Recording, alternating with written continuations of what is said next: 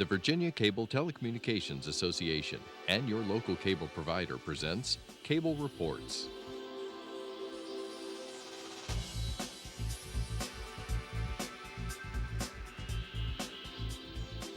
Join us now as Cable Reports brings you up to date on current issues facing the Commonwealth through discussions with your local legislators and other policymakers from across Virginia. From the General Assembly and the City of Richmond, I'm Woody Evans for Cable Reports, brought to you by the Virginia Cable Telecommunications Association and Cox Communications, connecting Virginians to their government. We're pleased to have Delegate Brenda Pogge with us and Senator Monty Mason. Good to see you both. Thank you. Well, we just passed what's known as crossover, Delegate Pogge. Tell us how you think things have gone so far in this 2017 short session. Well, I think that from my perspective, they've gone very well, extremely fast. It's almost like having one foot on a roller skate and the other on a banana peel. And so we are at crossover. We've been here 3 weeks. We have 3 weeks more to go. And for me, about 50% of my bills are now going over to the Senate. And I expect all of those, now they've been fully vetted, will pass out of the Senate.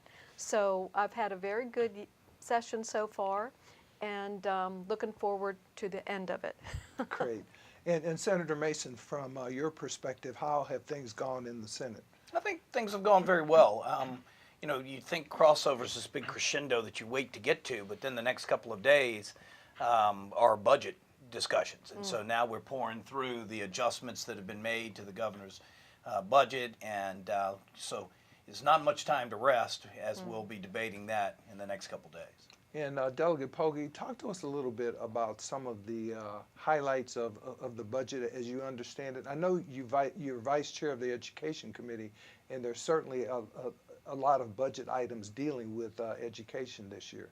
Yeah, there are, and I think that a lot of people are going to be happier at the end of February than they were back in August when we first were looking at the budget and realizing that some adjustments had to be made, and those adjustments were going to be cuts. So it looks as if that revenues are stable and that we won't be cutting as much as we once thought. And we've already heard that the state police will be getting their raise, and it won't be a one-time raise. I think it'll be a permanent raise, and I think the same for teachers, which is very important to the community. So it looks as if teachers will be getting a raise, and of course this is in the House budget. It'll be 3 more weeks until we know what the conference will produce, but right now in the House budget, I think tomorrow we'll be voting on that. And I think that the numbers for us right now are pretty firm. So we'll vote on our budget, the Senate will vote on theirs, and then they'll go into conference. But I think on both sides and from both perspectives, the news looks a lot better. So increased salaries for state employees, especially state police and deputy sheriffs, is very important because I understand we're losing a lot of state policemen to other jurisdictions, even localities. Absolutely. And it's also important that teachers get a raise. And the Senate budget is a bit different, but the focus was absolutely on trying to get state employees a raise back first. Then in the Senate side, at least at this point, we're giving more money flexibility to the schools to afford them the opportunity to use it for salary or to use it for other things that they may see fit. But I think the Public Safety Subcommittee of Finance was a great example. There were 22, 23 different bills there that they just all lumped together and killed them. Now, it wasn't that they weren't good ideas. Unfortunately, a couple of mine were in there. But the fact what they were focusing on is pooling money to getting employees raises first, to get that back in the budget, and then everything else kind of was secondary to that. And you mentioned the short session. I mean, I'm a huge believer in the citizens legislature. I think it's a great way to go and we operate, but 45 days is just extraordinarily short and lightning fast and hard to accomplish a lot of things. So you really got to focus on priorities. And Delegate Pogge, what about the use of lottery funds to allow local school districts to give teachers raises? As I understand it, when those lottery funds are used, there are no strings attached. And initially, when the lottery was approved, all of the monies were to go toward education. Unfortunately, I don't think that's what we do now, that all 100% go to education. But I think that because the teacher raises are so important, and they are, as Senator Mason was saying, they're a priority for us because we have to attract teachers and keep them, that if we have these lottery funds, and if we can cut more of the lottery funds to go to teacher raises without hurting the existing funding that's going, and I think that's the direction we're headed, that's a good thing. And most Virginians, when they got used to paying into the lottery, they were under the assumption that 100% was going to education. And Senator Mason, why is it important that state employees get a raise versus a bonus that the governor initially suggested? Because it's there every year, right? And a couple things happening. We talk about the aging of America in a lot of different industries, but it's really across the board. And state government's no different. So we've got a lot of folks that have been with the state government for 20, 30, 40 years that are coming up on retirement. And so we have to make sure that we're replacing these valuable employees with the next generation. The only way to attract the next generation, whether you're talking about teachers or state government, is to give competitive salaries. And we know that the governmental positions have always been not for the same amount of money that you can work in the private sector, but we've always given the type of benefits and the type of long-term stability that afforded people the opportunity to come and to make up for that. We've chipped away at some of those things across the years, so we just need to make sure that the next generation of government, whatever position we may be talking about, or teachers, you mentioned state police earlier, we got a lot of places in Virginia that we were just talking about in the Veterans Caucus, that we were training these great benefit analysts. And as soon as they got trained and learned the job, they went to work for the federal VA because they could make substantially more. So, there's so many different positions and organizations that we have to make sure that the salary is competitive so we can attract the best and the brightest. And can I add Go to ahead, that? sure. When you talk about bonuses or salaries, the difference. Another thing is when it's attached to their salary rather than in a bonus, it also affects their benefits, their retirement benefits. Because if it's a bonus, it doesn't put their salary in a position where they will receive more in retirement. So it's better, it's more beneficial for them to receive it as a salary increase, because as they step up in the increases, if they're salary increases rather than bonuses, it will apply to their retirement. Good point. Now, where are we in terms of funding K through 8? I think the governor indicated that we want to hold K through 8 harmless, if you will. And I think that's at about $1 billion, but that's at a, 2009 level of funding, I believe? Yeah, and generally, every budget year, we do try to make K through 8 a priority and to hold them harmless. And we're going to succeed this year in doing that. And it is, the funding has been reduced, and I'm not exactly sure when we're talking about this if how much inflation is factored into that. But we had previously cut funding back to 2007 levels in prior years. So we're actually moving back up, and K through 8 is a priority because in the early levels of learning, that's where disciplines are learned and the basics are learned. And so whenever possible, we protect the kindergarten through middle school funding. And of course, certainly an important and significant issue for your constituents as well, that funding. Absolutely, and you've seen a lot of things this year focusing on discipline and the expulsions.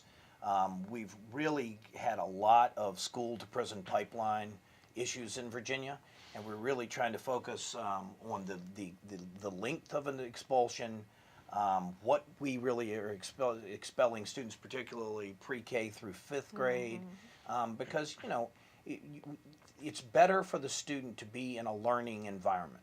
And so if you're kicking them out of school, or if you're just immediately referring them to law enforcement, you might be exacerbating a problem rather than fixing it. Yep. And so we know that our administrators and our teachers have a tough job, and they constantly ask us for more flexibility. And we just passed something in the Senate yesterday about dyslexia, and trying to have a reading specialist that focus on dyslexia. That's somewhat opposite of the flexibility that they ask for, but we feel like that's a big enough issue for students, especially when they're learning to read. If you can spot that at that point. My wife is dyslexic and has a law degree and an MBA, so it can be done, but you have to catch it at an early age and make sure that you're helping them along in a manner that gets them reading on level. I'm sure those school discipline issues, the use of school resource officers, the use of the criminal justice system for our youngsters is something that's been part of the dialogue on the Education Committee this session. Yes, and some of the bills that Senator Mason was referring to, especially the suspension and expulsion levels, are bills that came out of the House. I don't know if they were on the Senate side as well, but we really grappled with that. And I was particularly surprised to find out that kindergartners currently can be suspended up to 10 days. Really? Yes, and so the House, after a lot of debate and pretty much of a split House, we changed that to a maximum of 5 days for K through 5th grade. And we also changed the current levels of suspension. Right now, over 5th grade, a student can be suspended for 364 days, max. Well, that's almost a year. And so we've changed that now in the House. It's got to go through the Senate, and maybe there's a companion in the Senate, to 90 days. And that will kind of force the schools to come up with some alternatives to suspension and expulsion, that children can still be in a more structured environment during the day and not left to run on their own, because a lot of times petty crimes are committed in the day. And when people aren't home, but kids or juvenile type of petty crimes are committed during the daylight hours. So when you have high levels of suspensions and expulsions, just like Senator Mason said, you are exasperating those type of things that are happening as well. I take it some of those suspensions are due to the fact that school personnel may not be as sensitive to or trained to a certain level to deal with kids who are physically and mentally challenged, for example. Some of it's training, some of it's dealing with students with disabilities. I think our bill in the Senate was 45 days, but she's exactly right. I mean, because a lot of times the students that are having these challenges and issues come from very, very tough circumstances. So if you just kick them out of school and send them back to an unstable situation where they may not be getting properly fed, there may be no one at home during the course of the day. So, in one of my school systems in Newport News, particularly, have a Spark program that throughout the course of the summer has students come in through and continually going to school on Saturdays during the school year, just because it gives that great structured environment. It keeps the learning ongoing and gives students something to do and somewhere to be. And so it's a challenge. We're not trying to give our administrators and our teachers a hard time. We're just trying to focus on how can we keep them in the environment, how can we help them get better, increase their positive experiences and discipline levels, and reduce the number of people we're referring to law enforcement or expelling. And Delegate Pogge, I know there have been a number of changes to the standards of learning. We've reduced the number of those tests, the K through 8. I know beginning this year or next year, we're going to address those same SOLs, if you will, at the high school level. How are things proceeding from your perspective in that regard? I think they're proceeding very well. And what's important to understand is because we're reducing the number of tests, or what may be covered in the test changing, it doesn't mean that those topics aren't being taught in school. They are still being taught in school. They are still being measured by the teachers. But there are some things that won't be covered on certain testings in every year. And so that is very helpful too for the teachers, because a lot of times the SOLs are seemingly to be more of a test on that teacher, and that her grade is determined by the SOL rather than just a mechanism to tell where a student is in any particular stage of education. So it's important that we not make it a referendum on teachers, the SOLs, and that we ensure that time is in the classroom to spend to in depth be able to teach the different subjects, but not necessarily require students to take a standardized test. The teachers will have more flexibility to test the way they want to test, to look for things they want to look, and to teach, not just to the test, but to the subject matter. Huge important point there, but in that, you know, we need our best teachers in the toughest circumstances. So if you're tying the performance on a test to a teacher, then, you know, they might be more inclined to go to an upper end school or a school that's very high performing when we want them in a school that we really need to continue to improve.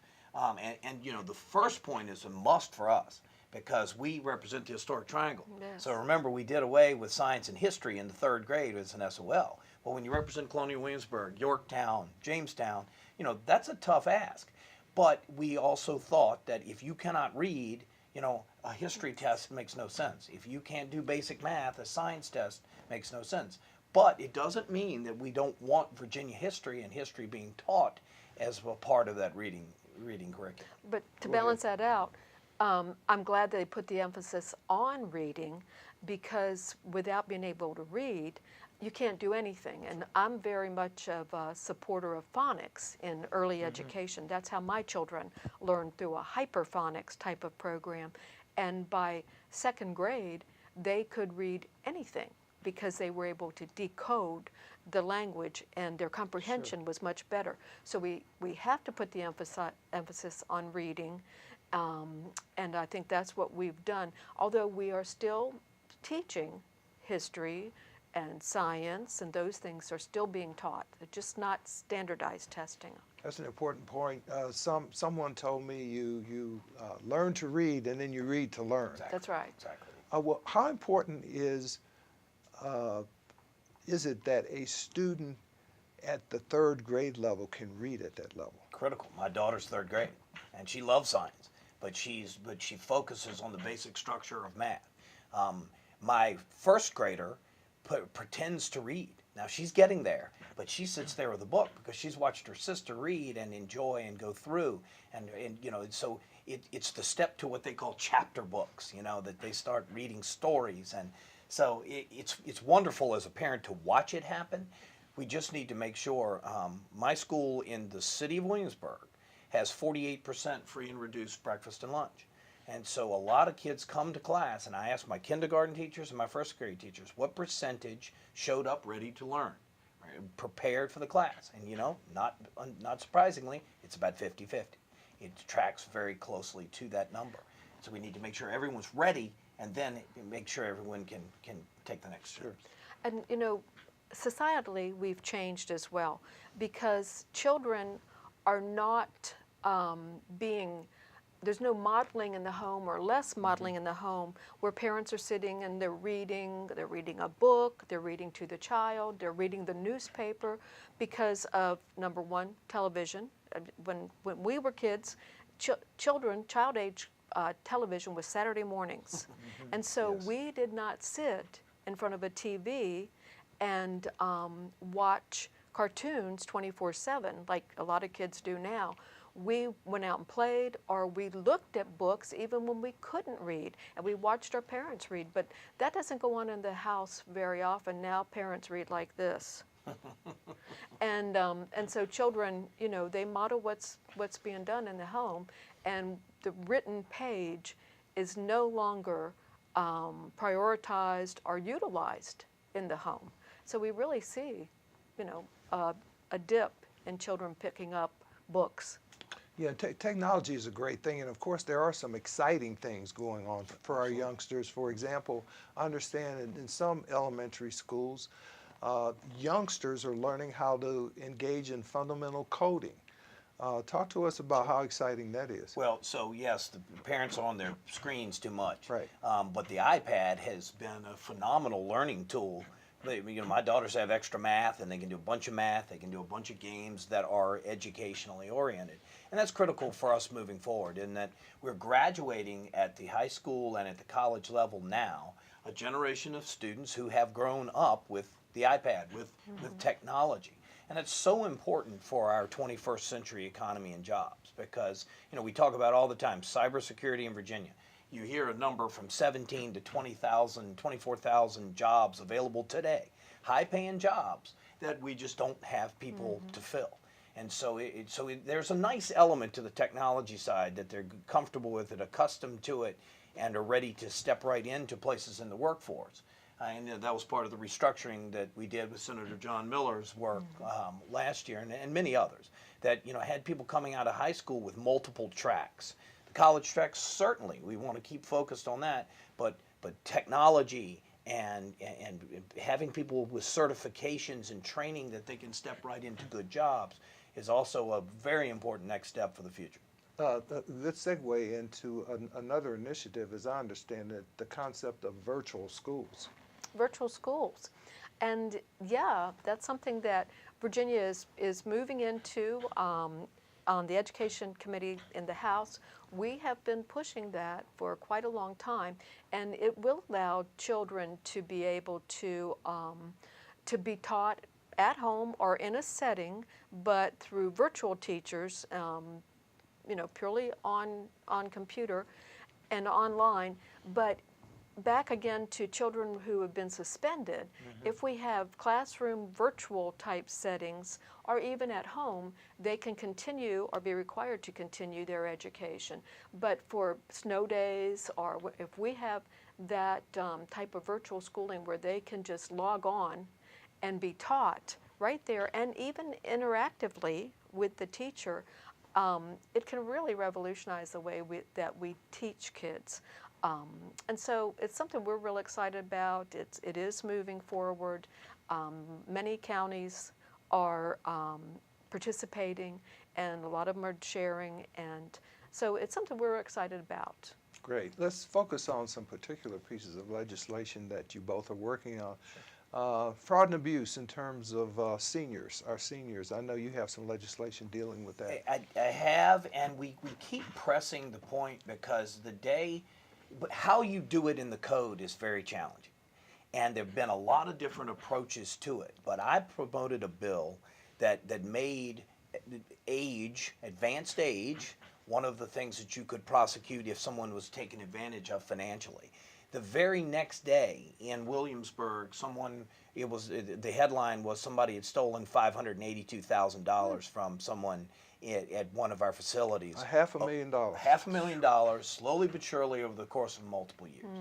And so the couple things we learned from the Commission's report over the summer is that, first of all, financial fraud against seniors is grossly underreported because it's just embarrassing. Right? I mean, you may have been the CEO or you had a big job, and then all of a sudden you find out someone's defrauded you of $100,000, $200,000, $500,000. It's embarrassing. Secondly, it's underreported because a lot of times it's someone that's close to you. It may be a family member, it may be a caregiver, it may be someone that you just don't want to get into big trouble. So we're trying to raise the level of awareness to it. Make sure that people in the financial industry, make sure people that care for elderly folks and are in and around that environment recognize the symptoms, recognize what might look like it could be, and just make sure we heighten the level of awareness and raise it if you see something that just doesn't look like it's right. And Delegate Pogge, at the other end of the spectrum, you have a bill dealing with the Freedom of Information Act as that relates to our libraries and children. Yes. And about 2-3 years ago, we did exempt public school libraries from the Freedom of Information Act for minors. Any materials, any personal or identifying information, and we exempted it from FOIA, but we made it still available to parents and to guardians and custodial, non-custodial parents. And so this year, we did that at the public library as well. Sometimes there can be identifying information that the library may have on a child, what type of books he likes to read or he checks out. You can really find out a lot what his interests are. And so all of that now is exempted from FOIA for minors, anyone under 18. Somebody just can't come into the library and request information on a child. And sometimes there's information, addresses, who the parents are, on the library card, because a lot of times library cards are sponsored by a mom or dad. So we've made that exempt to protect our young people. And you also have some legislation dealing with children who are born deaf or blind. Yes, and now that legislation, because it's a short session, we just could not come to language that everybody was happy with, because there's several camps. One who wants to teach American Sign Language from 0 to 2 and begin working, and then others who believe that English can be taught with utilizing a cochlear implant. So we had the two sides kind of at odds with each other. So we worked, and I never saw a bill get amended so much. And still, when it had to go to committee and get passed out, we didn't have language. But we're coming back because it came to my attention in the Disability Commission that I chair that there are children arriving at kindergarten with no language, no official language. They can communicate at home. They've been born deaf because, they've learned to, but they have no official language to be taught with and to enter school with. And so that was the focus of the bill. Great. I'm going to give you the last word. We got about a minute left. Well, Go ahead. It's a great thing for your viewers to know. She just talked about a bill that's really important, short session, hard to put it together, but she started the conversation. And it's hard to be patient in this job when you run for office every 2 years. Yeah. It's tough to be patient, or 4. But that's the way it works up here, is you get ideas out. I told you we couldn't figure out how to get the language right on aging. But there are a lot of people in the committee who say, I've got this very same problem. We know this is an issue. That's right. So now the two sides are working together, so it starts a conversation. So very many times you'll bring legislation that is not going to get signed by the government. That's But right. it's an issue, it's a problem, it's something that you want to raise the level of awareness, That's right. get multiple sides talking, and try to put together something that'll move the ball forward or help. But it's hard to be patient in the job, but you've got to be, because that's the way you get things And done it takes over the long term. years sometimes. Absolutely. Well, thank you both for being so patient, and hope you continue to persevere the rest of this session and in the years beyond. Senator Monty Mason, good to see you. Delegate Brenda Pogge, good to see you. Thank you both for being here. Thank you, sir. Appreciate it. Thank you for watching Cable Reports, brought to you by the Virginia Cable Telecommunications Association and Cox Communications. Until next time, I'm Woody Evans.